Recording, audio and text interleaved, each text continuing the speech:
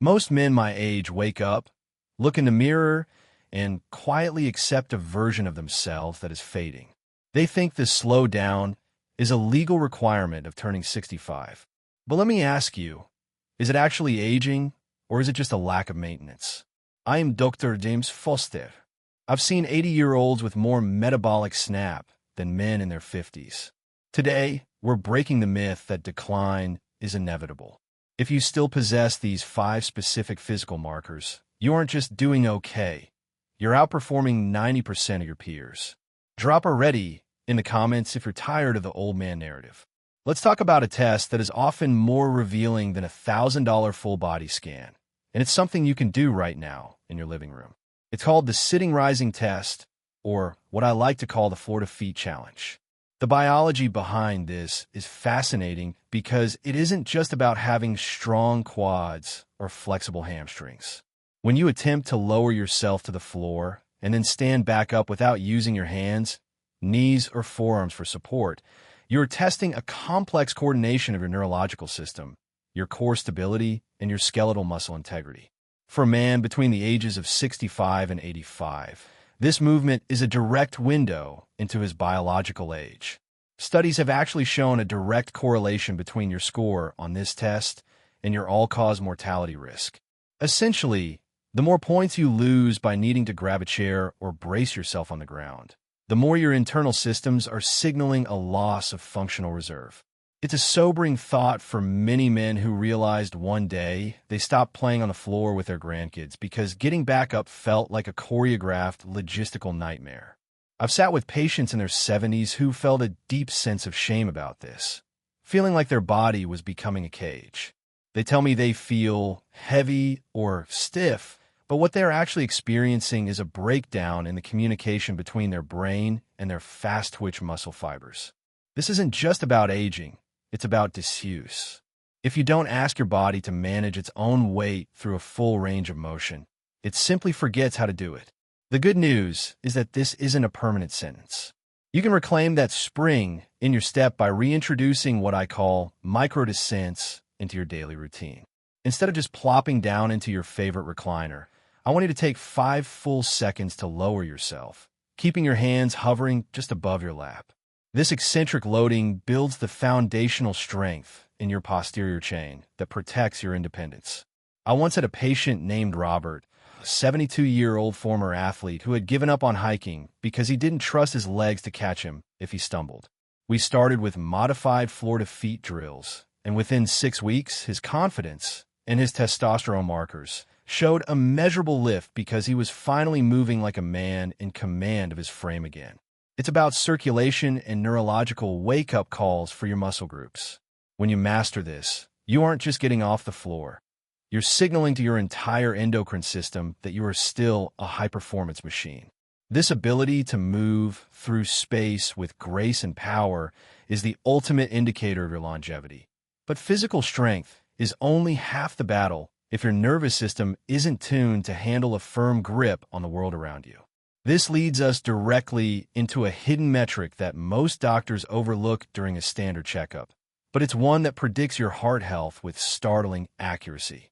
There is a reason why a firm, dry, and commanding handshake has been the universal sign of a man's vitality for centuries, and it goes far deeper than mere social etiquette or confidence. In the medical world, grip strength is often referred to as a biomarker of aging, because it serves as a proxy for your overall muscular quality and, more importantly, your cardiovascular health. When you squeeze a dynamometer, or even just a firm rubber ball, you aren't just engaging the small muscles in your forearm. You are initiating a systemic neurological event that requires your heart to pump blood efficiently to the furthest extremities of your circulatory system. Research involving thousands of men over the age of 60 has consistently shown that those with a weaker grip are at a significantly higher risk for heart attacks and strokes. The biological explanation is elegant in its simplicity. If the microvasculature in your hands is beginning to struggle with blood flow and oxygenation, it is a loud, clear warning that the larger vessels surrounding your heart may be facing similar challenges. It is an early warning system that many men ignore until they realize they are struggling to open a simple jar or carry a bag of groceries without pausing. I remember a patient named Arthur, a 68-year-old retired engineer, who came to me feeling sluggish despite having what his GP called normal blood pressure. When I tested his grip, it was in the bottom 20th percentile for his age group. He felt a sudden, sharp realization that his perceived laziness was actually a physiological decline in his power output. We didn't start with heavy weights. We started with a 30-second habit that you can do while you're waiting for your morning coffee to brew. I call it the isometric pulse. You simply take a tennis ball or a dedicated grip trainer and perform 3 sets of 10-second maximal contractions, focusing on your breathing. This isn't just about forearms. It's about forcing your heart to adapt to sudden spikes in peripheral resistance, which improves your arterial elasticity. Over time, this daily micro-stressor signals to your body that you still require high-level circulation to your limbs, which in turn supports better testosterone utilization and overall energy. Think of it as a tune-up for your internal plumbing that starts at the fingertips. When Arthur's grip strength improved by just 15%, he reported that his brain fog lifted and his stamina on the golf course returned. It's a powerful reminder that your body is a single, interconnected unit. If you can maintain the grip of a man 20 years your junior, your heart is likely functioning with that same youthful resilience. But while physical power is essential, it means very little if the computer upstairs isn't processing information with lightning-fast efficiency, which brings us to the most overlooked mental marker of elite aging. We often confuse aging with forgetting where we put our car keys, but the true measure of a high-performance brain after 65 isn't just memory, it's processing speed.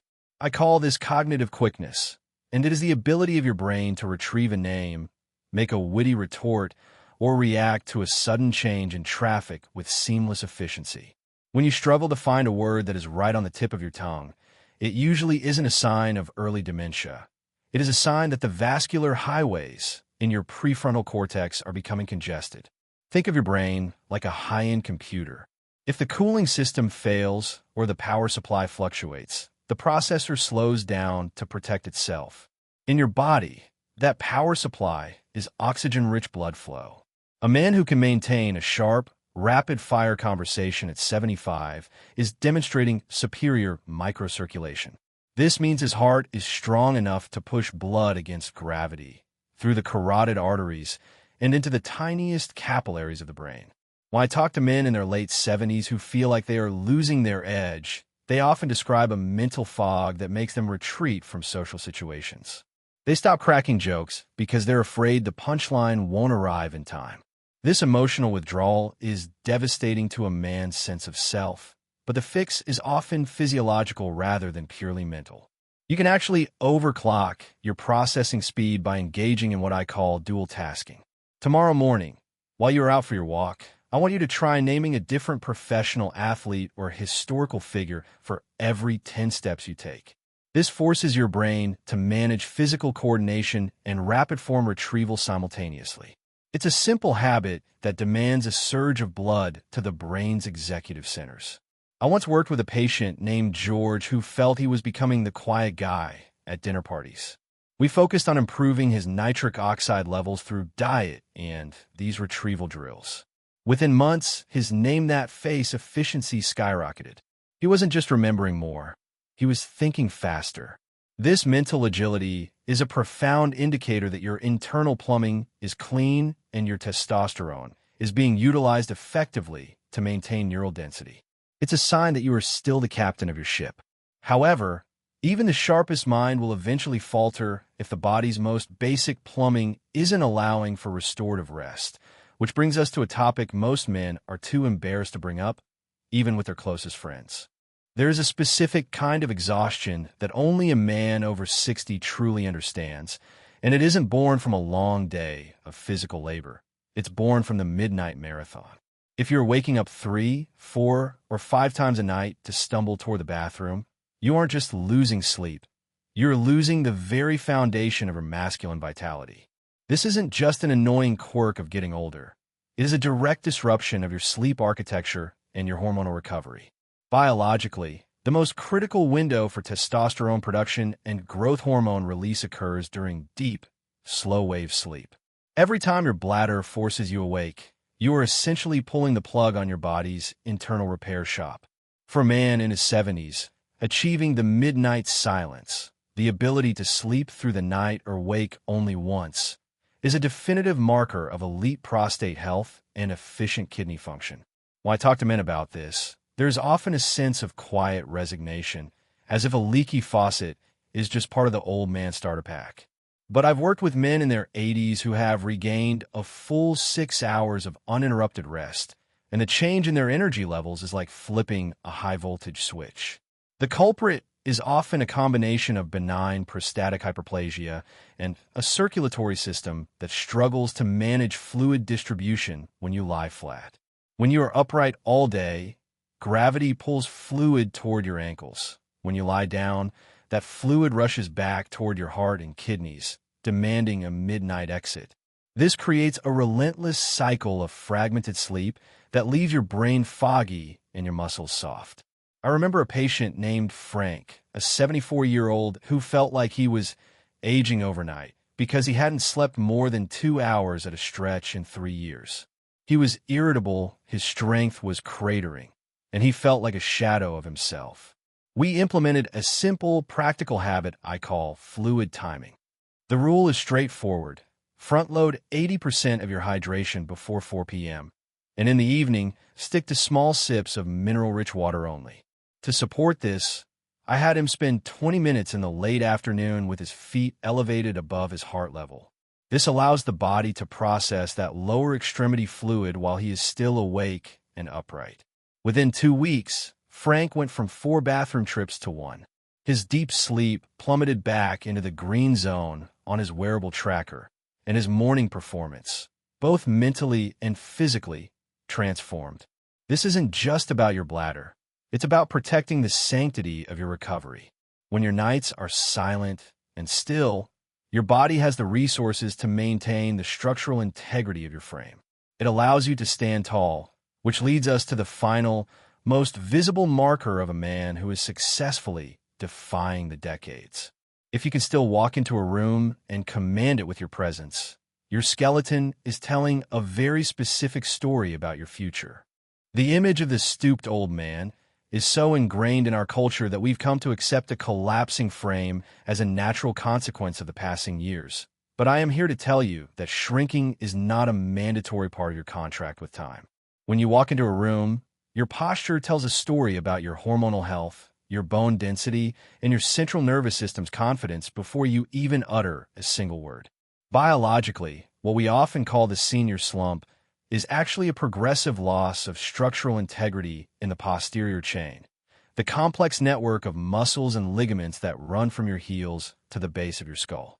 When these muscles weaken, the front of your body, specifically your chest and hip flexors, begins to shorten and pull you forward into a defensive, fetal-like curve. This isn't just a cosmetic issue. It is a physiological disaster.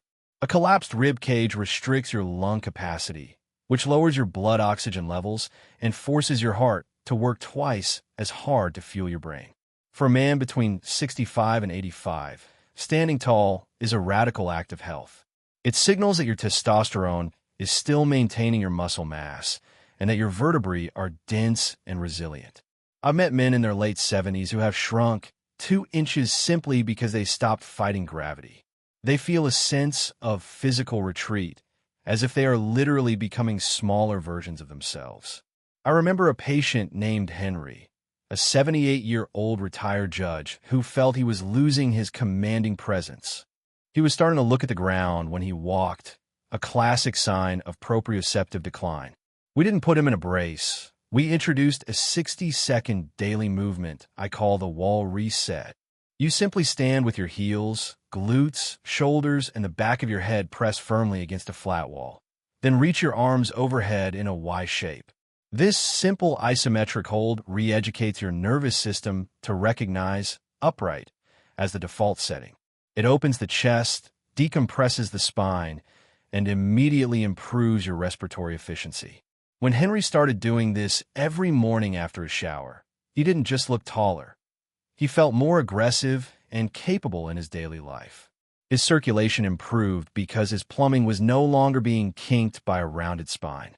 This structural integrity is the final visible marker of a man who is aging better than most.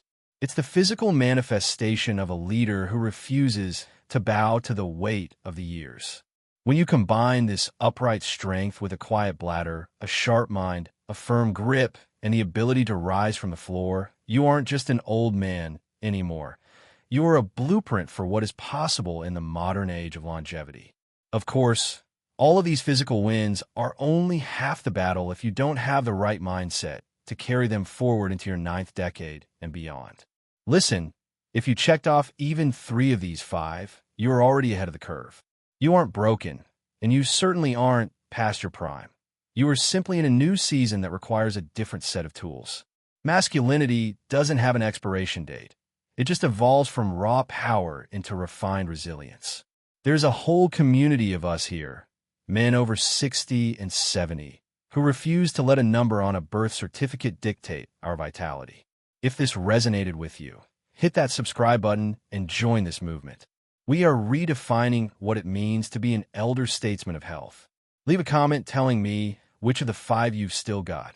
Let's celebrate those wins together. I'm Dr. James Foster, and I'll see you in the next video.